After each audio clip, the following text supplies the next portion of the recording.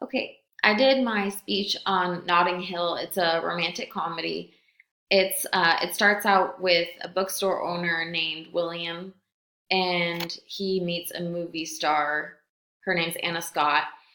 Um, they sort of have a funny little they hit it off sort of because he spills orange juice on her, and that's interesting.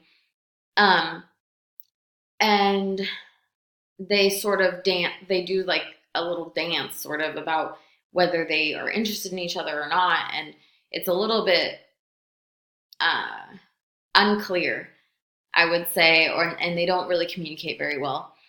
So I observed many communicational concepts in this film, such as gender effects on interpersonal relationships, environment, and the barriers of encoding in communication. Um, the environment is the first thing that comes to mind when I think about how she is a movie star and he's pretty much an ordinary gentleman. Um, her priorities are just very different from his, and there's a couple points where he sort of belittles her priorities because they seem kind of shallow, but and that makes sense, but when you think about it, those are the things she's taught to value her whole life. So one example I can think of is when she says that she's been on a diet her whole life. um, I can imagine it's really hard to sort of change that mindset and not take your body image so seriously when it's your job, essentially. Another point is when Another point is just that he has not had a life where his whole life is publicized. And so he has been taught and learned to value um, more personal relationships, I would say. Um, sort of has like a funny family and he really values them. And it doesn't really show much of her family. That's just sort of because it's written from his perspective. But it just shows sort of his environment is so different from hers. Um, the second communicational concept is the gender expectations on interpersonal communication. So there's 2 points in the movie when Anna Scott is sort of overly sexualized. One point is when the couple is up to dinner, these men are talking about her because she's a movie star, and they say that she's easy or something to that effect. And um, Anna Scott actually stands up for herself. She just says like, "Oh, hey guys," and they feel really embarrassed and ashamed. So it's interesting because you see sort of how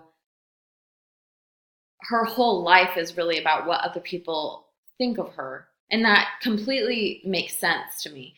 But people are so easily to say something because they don't see her as a real person. And he does, so that's kind of cool. But he also doesn't understand that part.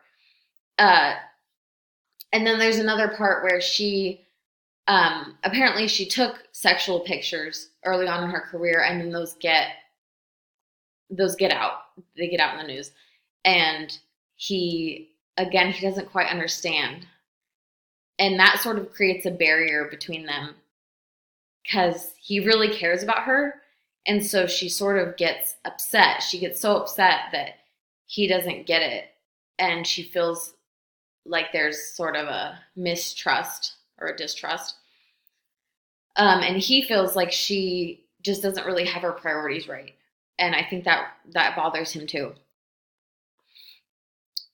Overall, there's just a lot of miscommunication. The two people are trying to decode each other's ways. Um, Pretty early on in the movie, he finds out that she has a boyfriend, and I think this creates a lot of mistrust between them. Um, and he doesn't really know how to navigate the relationship, which that kind of like bothered me. Like, I had a hard time knowing if I should trust her or what her priorities were because the movie was written from sort of his perspective. So I definitely think this created a mistrust. And then again, when they sort of have a rekindling, she still sort of has a boyfriend. So they both sort of dance around the idea of being together, but she, I think, has a hard time letting like the safety net of her old boyfriend go, even though he's very not nice. And then there's another point where she betrays him. Sort of like she has this movie scene and she says she doesn't know William. And again, I think that this comes back to there's sort of a mistrust there, and they have a hard time communicating that they like each other because it's really hard to be vulnerable with somebody that's hurt you or you don't know if it's worth being vulnerable with them. So that's another point. Overall, yeah, I think that the environment, the gender roles, those definitely have a major impact on communicating in the relationship because they come from such different perspectives. Even just with the gender roles of her being like overtly sexualized and him not really understanding how ashamed she felt. But yeah, overall, that it was actually a really funny movie, and I recommend watching it, giving it a shot. Okay, thank you.